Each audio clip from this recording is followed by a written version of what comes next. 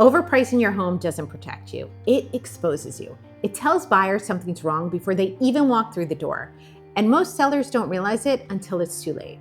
And here's the part that makes this really tricky. Because on the surface, this strategy actually feels smart. Price a little high, leave room to negotiate, test the market. It sounds logical, but what actually happens behind the scenes is the exact opposite of what most sellers expect. In this video, I'll show you why pricing high actually drives buyers away instead of creating leverage, how today's buyers are really searching and deciding what homes to see, and what actually happens to your negotiating power the longer your home sits on the market. But before we get into all of that, you need to understand one thing first, because this is where everything starts to click. Think about an auction for a second. When something is priced right or even slightly under where people expect, it creates energy. You get people raising their hands, there's movement, there's momentum, and the price naturally gets pushed up because people are competing. But when something starts too high, no one moves. Not because it's bad, but because no one wants to be the first person to overpay. And real estate works the exact same way, just slower and quieter. You don't hear the bids, you don't see the hesitation, but it's happening. And this is the shift most sellers need to make. It's not about what you think your house is worth, it's about how buyers react to the price the moment they see it.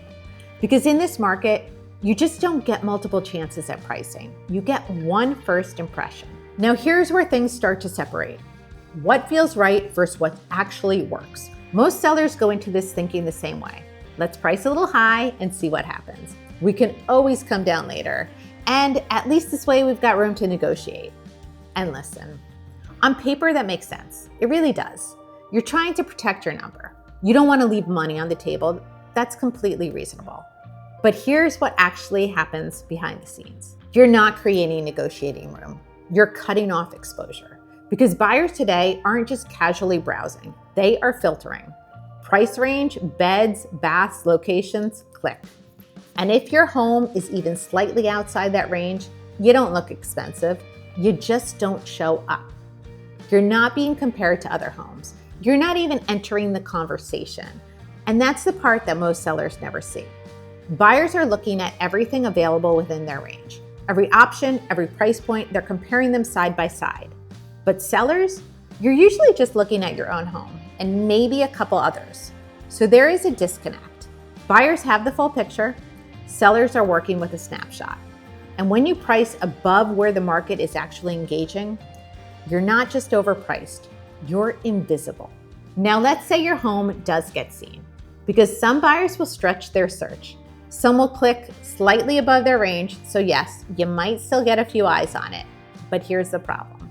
The quality of those buyers changes. You're no longer attracting your strongest, most confident buyers. You're attracting two very specific types of people. First, buyers who are already stretching. They're pushing their budget. They're uncomfortable. They're doing the math in their head, the monthly payment, interest rate, what this is really going to cost them. And when buyers feel stretched, they come in aggressive. They also hesitate, and then they negotiate harder. Or sometimes they walk away completely. Second, you get the savvy buyers, the ones who've already seen everything else in that price range. And when they see yours priced higher than it should be, they're not thinking this must be better. They're thinking, what is wrong with it? And this is where the market has really shifted. Buyers today are not who they were 5 years ago. They are so much more informed. They are so much more selective. And most importantly, they are more payment sensitive. Every jump in price isn't just a number on paper anymore. It's hundreds of dollars a month to them. So when something feels even a little bit off, they move on fast. They don't chase it. They don't try to figure it out. They just keep scrolling by, which means the buyers you want, they're never even going to walk through the door. Now let's talk about time, because this is where overpricing really starts to cost you. In today's market, homes aren't flying off the shelf in a week. Right now, a normal timeline can be anywhere from 60 to 90 days sometimes. And that's okay if you're priced correctly, because when you're priced right, time actually works in your favor. You get steady showings, you're building interest, you create the kind of pressure that leads to strong offers. But when you're overpriced, time works against you. Showings slow down, activities feel quiet, And then something starts to happen in the minds of buyers. They begin to ask a very simple question. What is wrong with it? Not because anything is actually wrong with your home, but because the market has not responded. And buyers trust the market. So the longer your home sits, the more doubt that starts to build. And once that doubt is there, it is really hard to shake. And this is where the cycle begins. You start a little high, showings are slower than expected, so you adjust the price. Now buyers see the reduction, and instead of getting excited, they get curious. Why did they drop it? Then more time passes, another reduction. Now it feels stale. And then the offers that do come in, they're not strong. They're cautious, sometimes even overly aggressive on the buyer's side, because now the leverage has shifted. And this is the part most sellers don't realize until they're really in it. You don't chase the market, you're falling behind it. And buyers aren't chasing overpriced homes. They're watching them. They are waiting. They're expecting the price to come down. And when it does, that's when they decide if they want to step in or not. By that point, you've already lost your strongest position. Now let's clear up one of the biggest misconceptions I hear all the time. I want to leave room to negotiate. It sounds smart, it feels strategic, but negotiation doesn't come from having extra space in your price. It comes from having leverage. And leverage only exists when there's demand. When multiple buyers want the same home, that's when you get strong terms. That's when you get clean offers. That's when buyers are willing to stretch. But when that demand is low, there's nothing to negotiate with. You're not fielding multiple offers. You're hoping for one. And that's a completely different position. So the idea of, I'll just come down later and negotiate, it usually turns into reacting instead of controlling the outcome. So if pricing high doesn't work, what does? This is where we shift the entire mindset. The goal is not to test the market. The goal is to activate it. You want as many qualified buyers as possible to see your home at the same time, because that's what creates energy.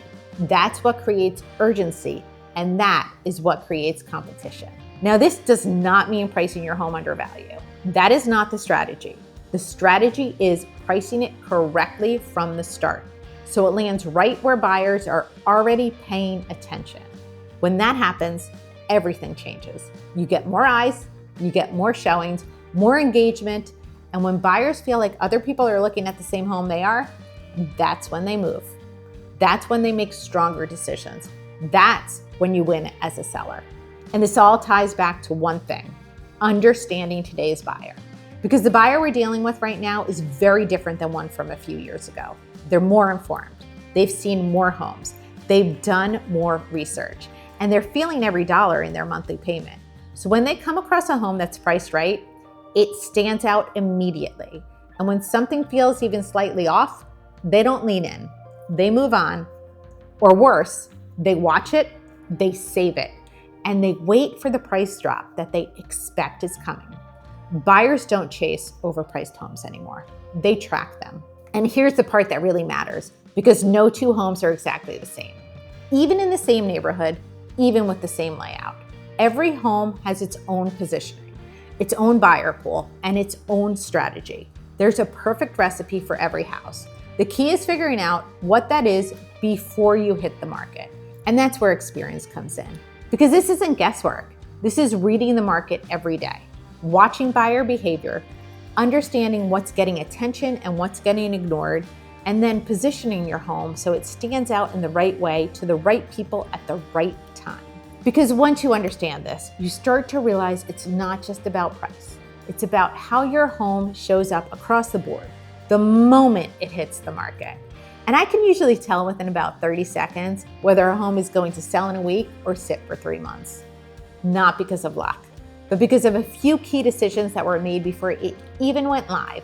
So if you want to see exactly what separates those two outcomes, the pricing, the prep, the exposure, and the small details that make buyers move fast instead of hesitate, click right here and watch this next video.